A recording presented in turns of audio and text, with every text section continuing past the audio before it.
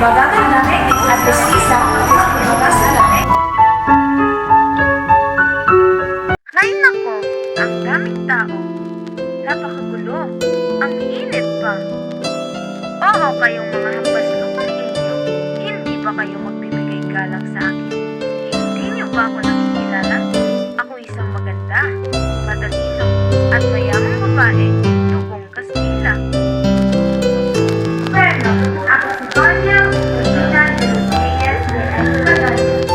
Tingnan mo mga Floresta at ang magaganda at mahaba na sila mo para sa mestiza. Bata pa lamang ako, marami nang nagagandahan at magkakagusto sa akin. Sino ba namang magpapasakal? Magpapakasal sa isang Indio o hindi maaari? Bata pa lamang ako, alam ko na sa aking sarili na sa Espanyol ako magpapakasal. At yun ang favorite ko, si Don Tiburcio de Espinal. Oo, hindi siya nakapagtapos ng pag-aaral at hindi siya ganun kayaman. Pero ang mahalaga ay isa pa rin siyang Espanyol.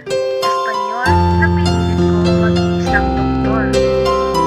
Alam niyo ba, isang araw, napadaan ako sa bahay ng isang alperes at nagkataon na andun si Doña Consolacion. Abay, sumimangot pa naman ang bumura-bula sa harapan ko. Sino ba naman siya para gawin niyo sa akin?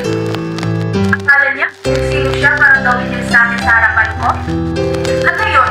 Puro siya salsan, puro siya kerol, rivalidad. Ano? Kanino kayo kakampi? Sa akin? O kay Consolacion?